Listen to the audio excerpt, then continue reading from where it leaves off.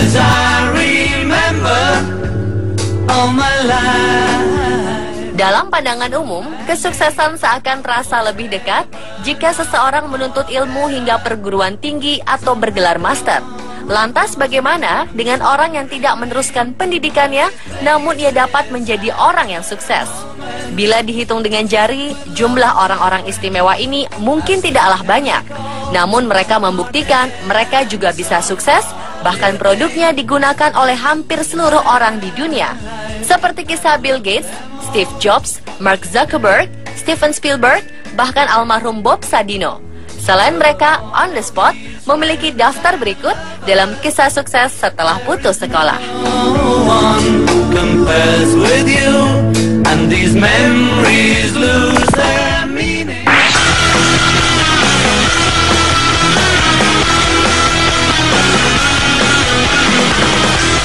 Pemuda bernama George Mel berusia 23 tahun asal Juba, Sudan Selatan ini berhasil mewujudkan mimpinya membuat pesawat terbang meski ia putus sekolah. Sungguh menakjubkan, merujuk fakta ia mampu membuat pesawat secara otodidak tanpa harus mengecap bangku sekolah. Seperti dilansir BBC Indonesia, George Mel memang memiliki mimpi untuk terbang sejak ia kecil. Namun ketika ayahnya meninggal, ia terpaksa meninggalkan bangku sekolah menengah atasnya. Kepergian sang ayah tak membuat Mel berputus asa. Ia tetap belajar hingga akhirnya sukses membuat pesawat secara otodidak. George kecil begitu ingin tahu apakah ia bisa terbang layaknya burung. Sayang percobaannya dengan mengambil gorden dan menggunakan batang besi untuk sayapnya dan naik ke atas genteng tak berhasil. Ia pun terjatuh. Ia hampir saja mematahkan kakinya. Walau demikian, Mel tetap semangat untuk belajar sebanyak mungkin mengenai dunia penerbangan. Dan kini, ia telah membuktikan dirinya mampu sukses dengan berhasil menciptakan pesawat.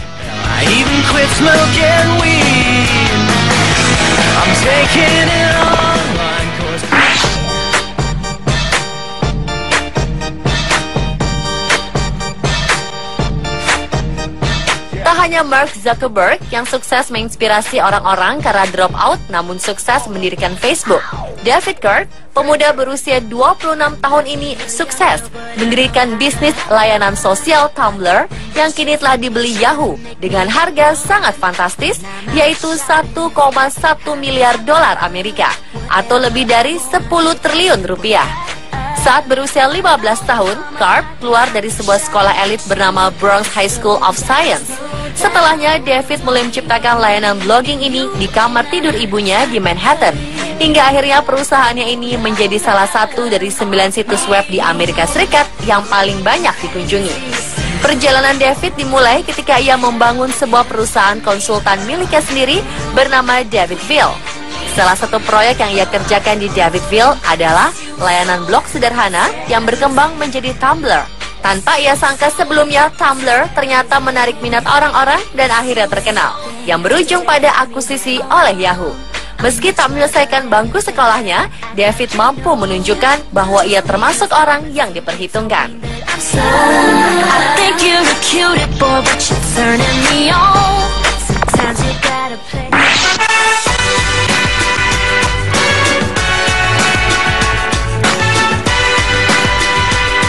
Pria asal Singapura ini sewaktu kecil adalah penggemar berat games dan TV.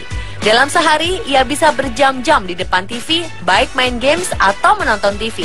Adam Khoo dikenal sebagai anak bodoh. Ketika duduk di kelas 4 sekolah dasar, ia dikeluarkan dari sekolah. Ia pun masuk ke SD terburuk di Singapura. Puncaknya adalah ketika beranjak masuk ke SMP, di mana ia ditolak oleh 6 SMP terbaik di Singapura, dan ia masuk ke SMP terburuk di sana. Begitu terpuruk prestasi akademisnya, namun tak lama keadaan berubah membaik, justru karena cemoohan teman-temannya. Hal ini memotivasinya untuk memperoleh kesuksesan di dunia bisnis.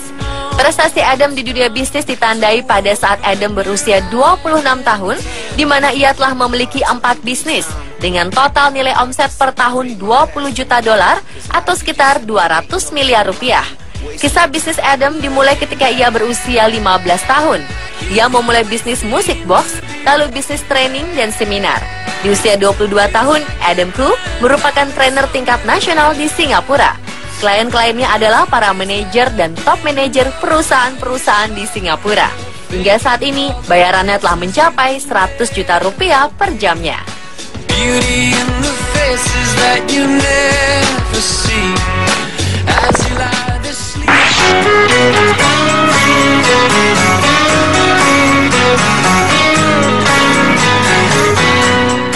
Elizabeth Holmes kuliah di Stanford jurusan teknik kimia, di mana ia memperoleh paten pertamanya dan berangkat ke Singapura untuk meneliti virus SARS.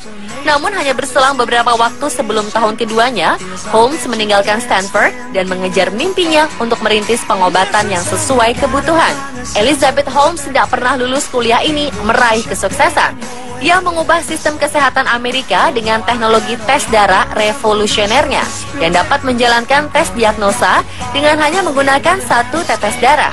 Ia dinobatkan sebagai wanita muda terkaya di Amerika Serikat ini dengan kekayaan sebesar 4,5 miliar dolar atau setara 54 triliun rupiah.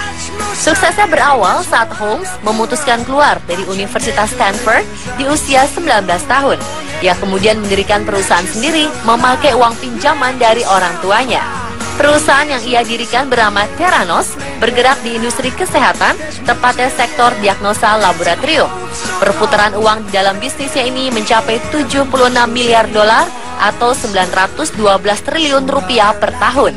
Holmes berpikir, jika tes darah bisa dilakukan dengan mudah dan efisien, maka akan lebih banyak lagi orang yang berkeinginan untuk dites agar mengetahui dan mencegah penyakit yang akan timbul di kemudian hari. Everybody here been asking about you.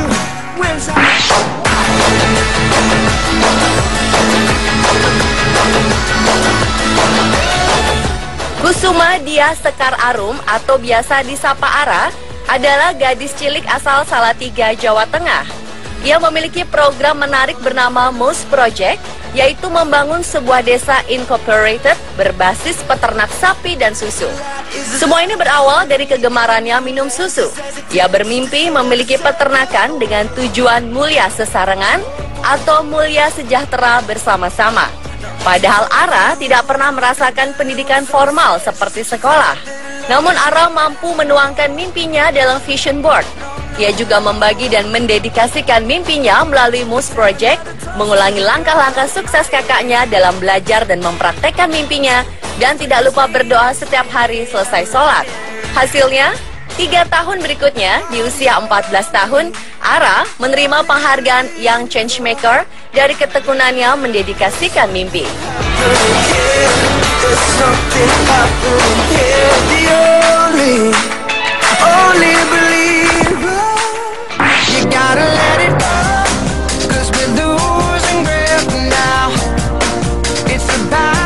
I Gusti Ngurah Anom adalah pengusaha konveksi di Denpasar, Bali. Meski sudah menjadi pimpinan perusahaan yang sukses, Anom masih sering turun langsung mengawasi pekerjaan ratusan karyawannya.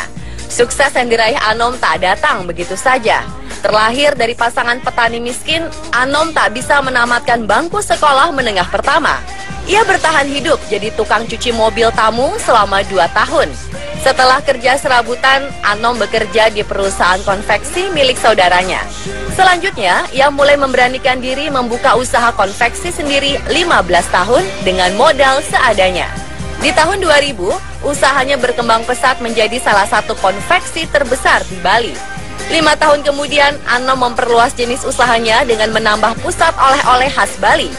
Usahanya semakin berkembang, dengan omset 500 juta hingga 1 miliar rupiah per bulan. Berani, tekun, dan tekad kuat untuk sukses jadi kunci keberhasilan Anom. Tingkat pendidikan bukanlah satu-satunya cara untuk meraih sukses hidup. Dan pemirsa, itulah beberapa kisah sukses setelah putus sekolah versi On The Spot.